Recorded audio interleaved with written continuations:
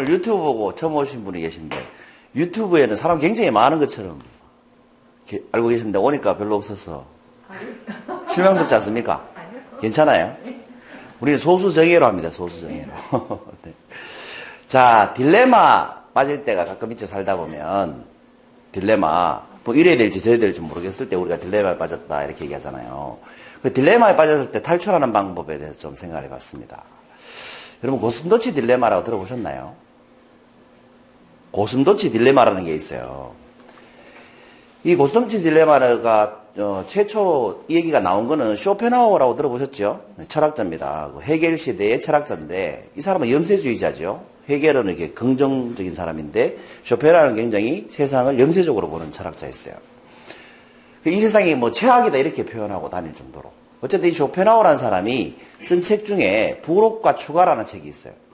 이 부록과 추가라는 책에서 고슴도치 이야기를 합니다. 고슴도치는 추우면 서로 가까이 붙어가지고 체온을 올리려고 하는 습성이 있어요. 그런데 서로 가까이 붙으려고 하면 어때요? 찔리니까 아프잖아요.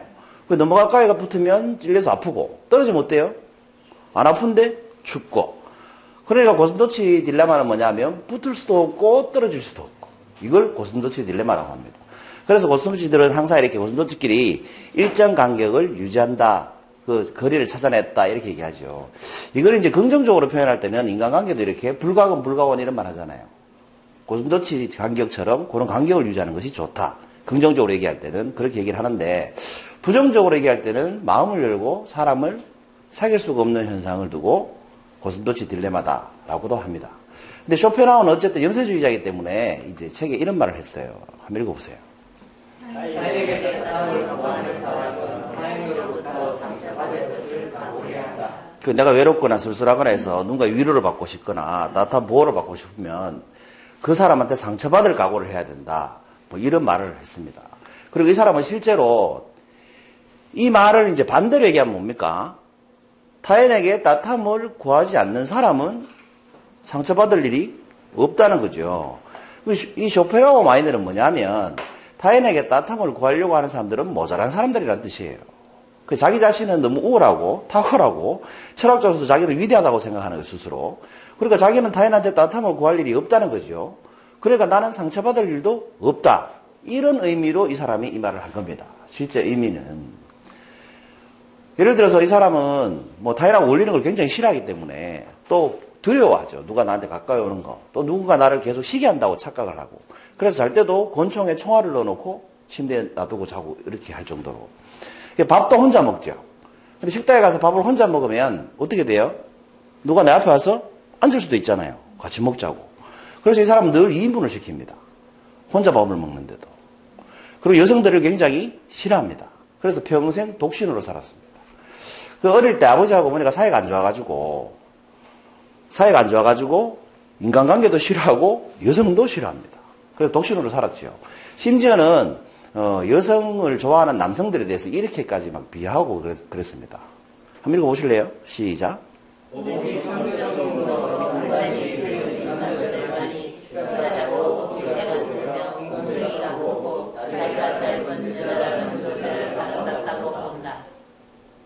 맞는 말 같아요.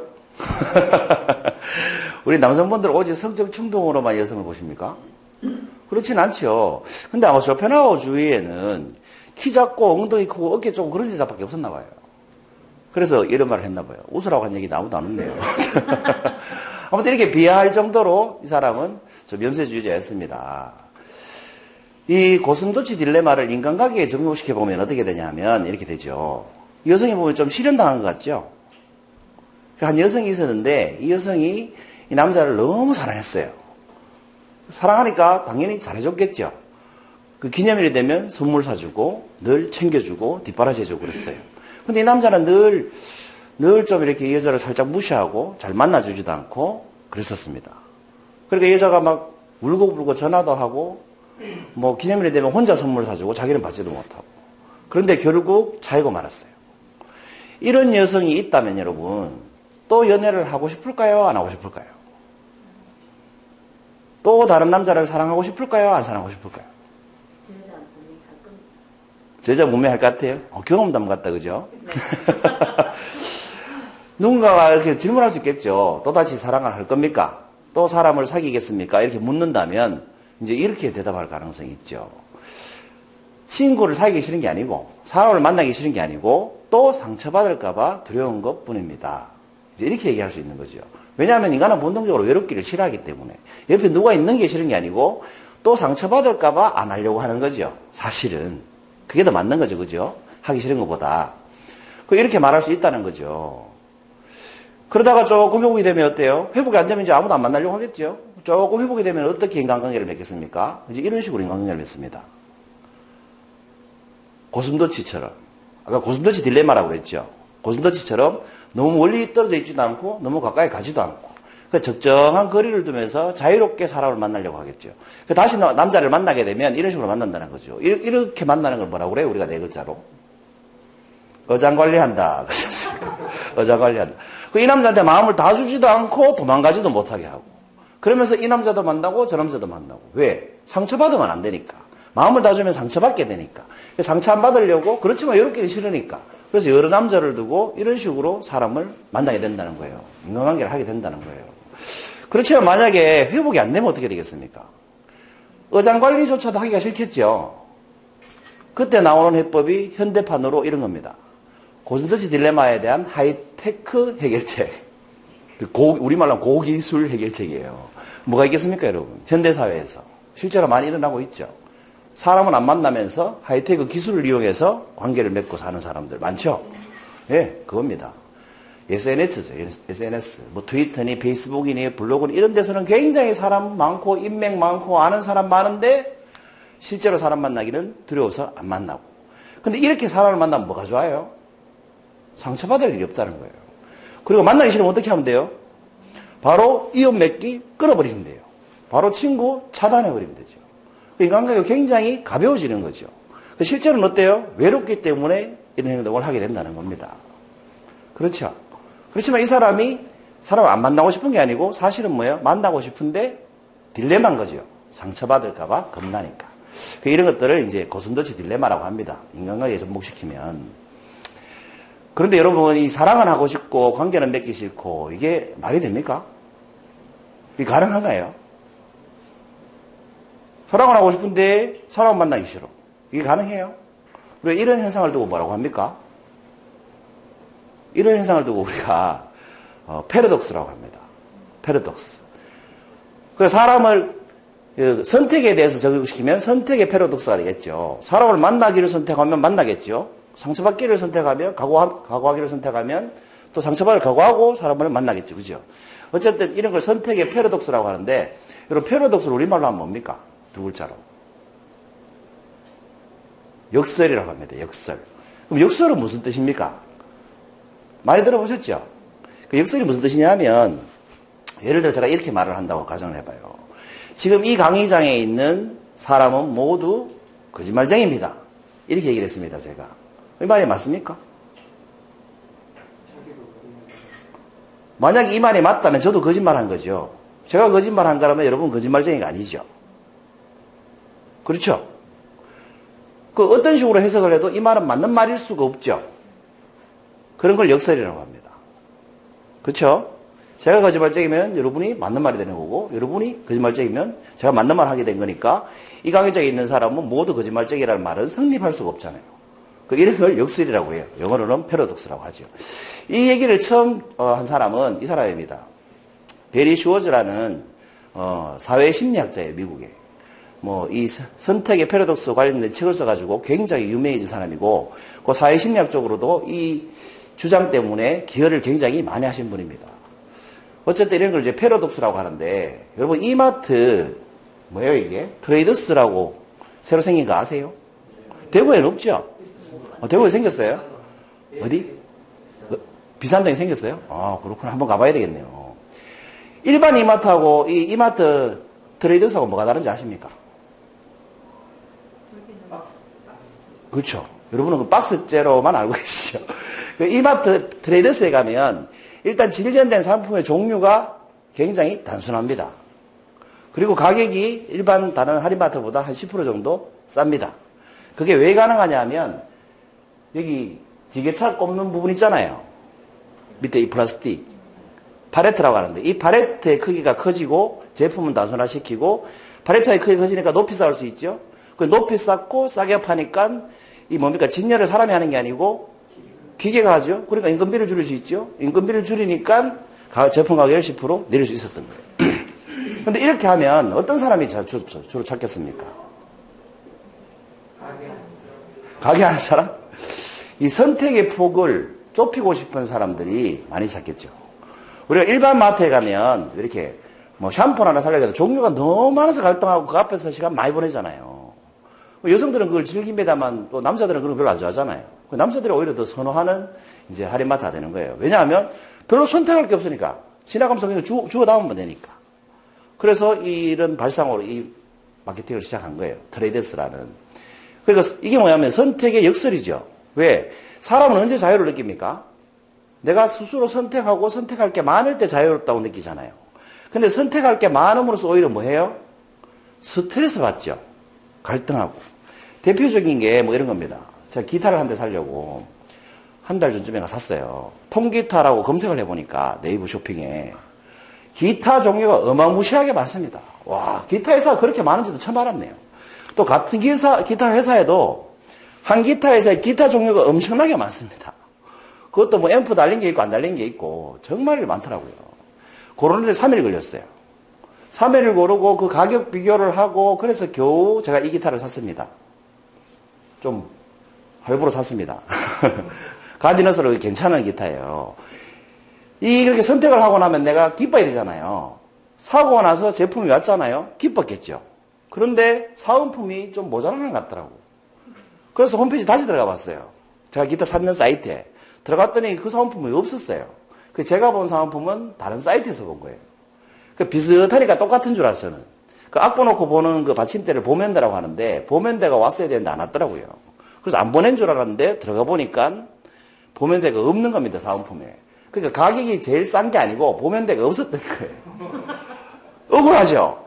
그래서 전화를 한 거죠. 왜 없냐고 준다 해놓고 언제 준다 했냐고 들어가 보니까 없는 게 맞더라고. 할 말도 없고 그래서 제가 소개 많이 해드릴 테니까 좀 보내주시면 안 돼요. 꼬셔가지고 한 대 받긴 해서 하나 더 받긴 했어요. 받긴 했는데 사고 나서도 우리는 끊임없이 뭐 합니까? 내가 선택 잘했나? 근데 잘한 선택 맞나? 이런 고민을 한다는 거예요. 근데 기타 종류가 한 3-4가지밖에 없으면 어떻게 돼요? 선택하고 만족할 확률이 훨씬 높다는 겁니다. 선택하는 시간도 빨라지고.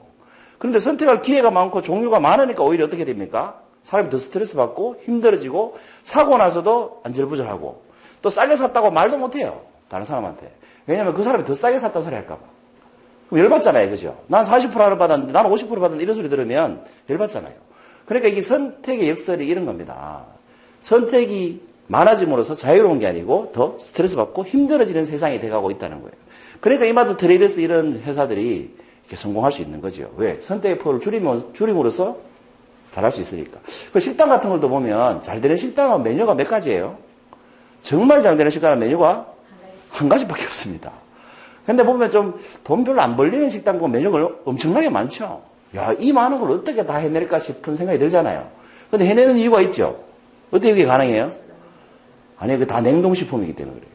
그냥 익히기만 하면 되기 때문에. 방식 있어요. 아, 방식 있어요. 끝나고 좀 알려주세요. 네, 저는 직접 본 사람이기 때문에. 아, 그러시구나. 네, 끝나고. 아, 끝나고 좀 알려주세요. 네, 영양사가 오시니까 좋네요. 아무튼 이렇게 해서 선택을 하고도 우리는 망설이고 후회하고 또 자신있게 얘기도 못하고 이런 것들이 선택의 역설이죠. 그럼 최상의 선택은 어떤 거겠습니까?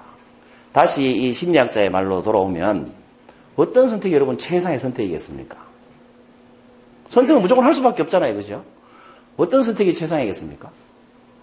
이게 과학적으로 최상의 선택이라는 건 있을 수가 있습니까? 없습니까? 없습니다. 왜냐하면 개인차가 있기 때문에. 자기의 만족도에 따라 다르잖아요. 그죠? 제가 방금 답을 말씀드렸어요. 어떤 선택이 최상의 선택입니까? 내가 한 선택에 만족하면 그것이 바로 최상의 선택인 겁니다.